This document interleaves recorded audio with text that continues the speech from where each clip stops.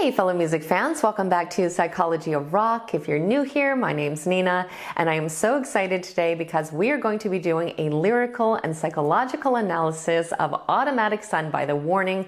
And let me tell you, when I heard this song, my jaw dropped.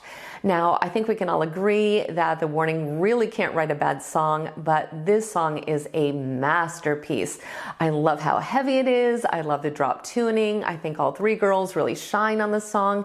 And I think Dany's vocals are phenomenal. It's almost like her voice just keeps getting better and better and better. And I also think the song has really interesting lyrics. They pulled me in right away, and Dany actually offered a quote about the inspiration for this song, so let's go ahead and look at that first. She says it's about missing someone and the energy this person gives you. You're drawn into their gravitational pull and brightness like an automatic sun. Now, from Dany's quote, we can see that the song is about the protagonist yearning to be with someone again and missing how that person made them feel. But we also know that The Warning very rarely writes a conventional love song. Now, we're going to go through this song line by line, but before even getting started, I think we have to consider the possibility that the song might be a little more complicated than the explanation given, especially because there are lines in the song that kind of make it seem like the protagonist is somewhat hurt by this relationship. And what adds an additional layer is that she also makes it seem like she views this as a positive thing. So there's a lot to unpack here, but the first thing that came to my mind when I heard this song is that the emotions are so intense. It's almost like how we all feel at the beginning of a relationship when we're obsessed with another person and we can't stop thinking about them and we have this idealized version of them in our head. The song to me sounds like it has almost that type of energy, even though there is that little touch of darkness.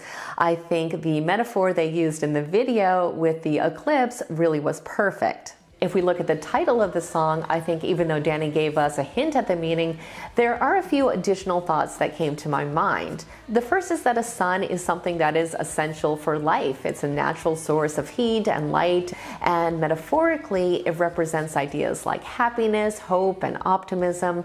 So she's saying that this person is the source of all these positive things for her. And of course, the word automatic implies giving these things is completely effortless for them and something that she can count on when she's around them. Like she has this personal sun that lights up her life that she is instinctively drawn to. It also seems like she feels almost helpless to resist this person, even though the song alludes to the relationship potentially not being entirely healthy. So I'm excited to go through this song with you guys, but as always, I have to give the disclaimer that this is just my own personal analysis. I'm in no way trying to speak for the band, and there can of course be other interpretations and potentially multiple valid meanings, including whatever the song means to us personally. And with all of that being said, let's go ahead and look at Automatic Sun. The song starts with the line, "I'm high on freedom, but somehow you still got me trapped." So the protagonist is saying that usually she loves being independent and autonomous, but this person has such a hold on her that she can't resist being with them, even though it's a threat to her freedom. She goes on to say, "The silence at midnight just feels like your nails down my back." I love this line, although I think the analogy could be implying two different things, depending on if the protagonist considers nails down her back to be a good thing or a bad thing. Now, typically nails down your back is a negative expression that kind of suggests something is annoying or aggravating. So she could be saying that she's aggravated by the quiet of the night because it only makes her miss that person more, like it's intensifying her loneliness. But she might also be saying that the silence reminds her of this absent person's touch, which is something that she is missing. There's an underlying sensuality to the song, so that is equally possible. But either way, it gets to the same point, which is that she's wishing the other person could be there with her instead of her being alone at night. We then get to the pre-chorus where she says, "Try not to think about it too much," which I think is just basically her way of suppressing her longing. She's just going to try to get them out of her mind. Now the next lines are, "The way the weight of everything's just an unavoidable headache, but you got me begging instead."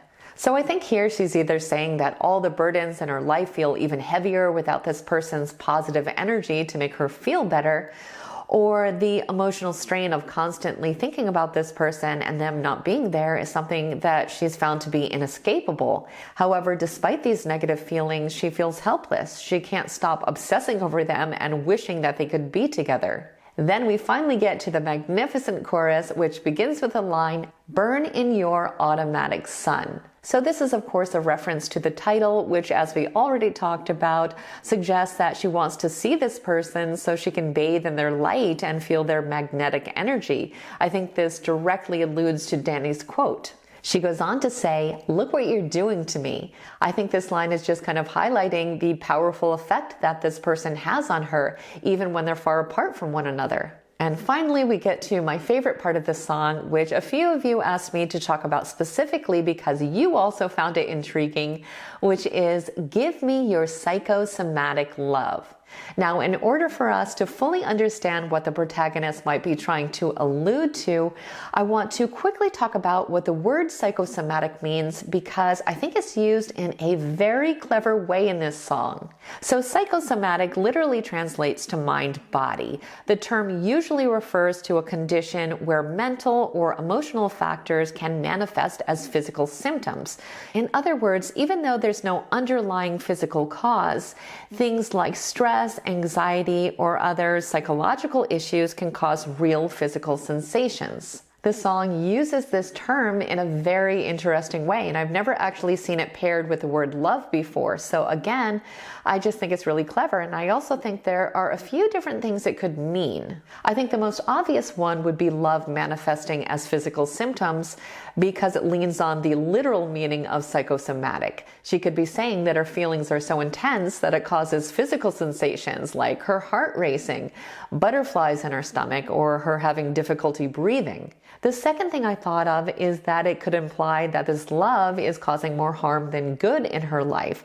The physical side of the word could represent the toll that all of this is taking on her well-being, both mentally and physically.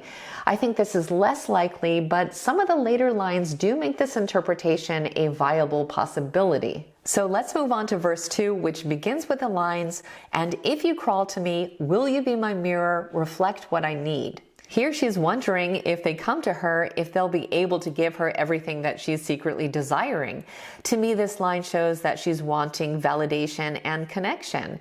Mirror is a very interesting word choice here. It's something that simply reflects what's in front of it, both good and bad, without judging it. It simply shows reality. So maybe she's saying that she craves reassurance or even guidance from the missing person, that she hopes they will give her the things that she's been missing and maybe even help her to see what those things are. She finishes the verse with, "Oh, you're so out of reach, yeah."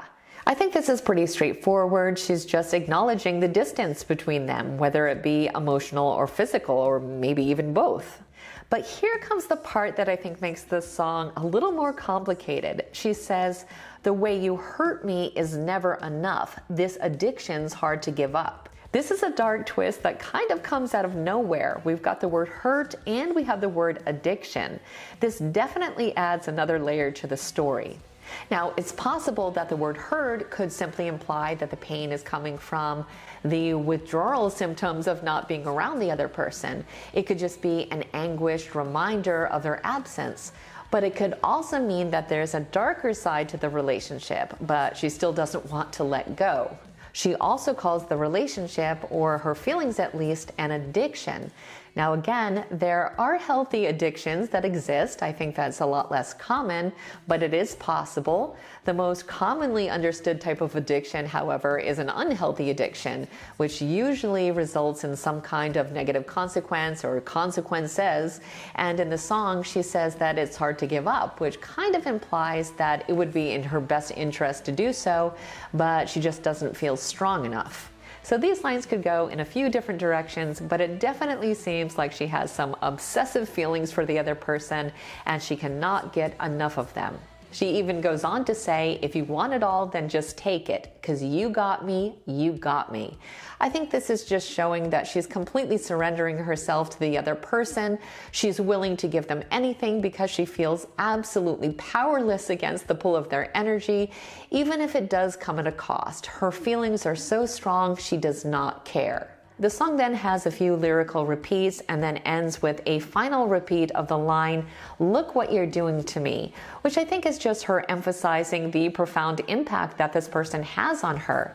Now again, it's possible that the song is suggesting that the impact or the relationship may not be entirely healthy, but I think it's something that she at least views to be very positive. And it's also possible that it is describing a healthy relationship and that the hurt that she's feeling has everything to do with her just missing them, and that the addiction is warranted because the person is everything she's ever wanted.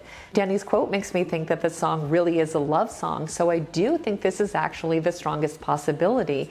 And I love that it leaves it a little open-ended because it allows us to interpret this song through the lens of our own experiences, which could end up making the song even more relatable for many people. Now, I have to say, out of all the songs that we've heard so far from Keep Me Fed, this one is definitely my favorite, both lyrically and musically. I wish it was twice as long. I hope someday they give us an extended version with a guitar solo, but I really do think that the song is amazing, and I've heard not one person say a negative comment about it, so I think we're all kind of on the same page here. I also have no idea what they are releasing next, so if you know, please let me know in the comments. I can't wait to hear the entire album, and it is so fun watching them grow and evolve, and it's fantastic to see them starting to get the acclaim that they absolutely deserve. So those are my thoughts on Automatic Sun, but as you know, I would love to hear yours, so please don't forget to leave a comment down below. You always have amazing insights and interpretations. It's so much fun reading through them. I want to thank you guys so much for watching today. I hope you enjoyed today's analysis, and I will see you next week.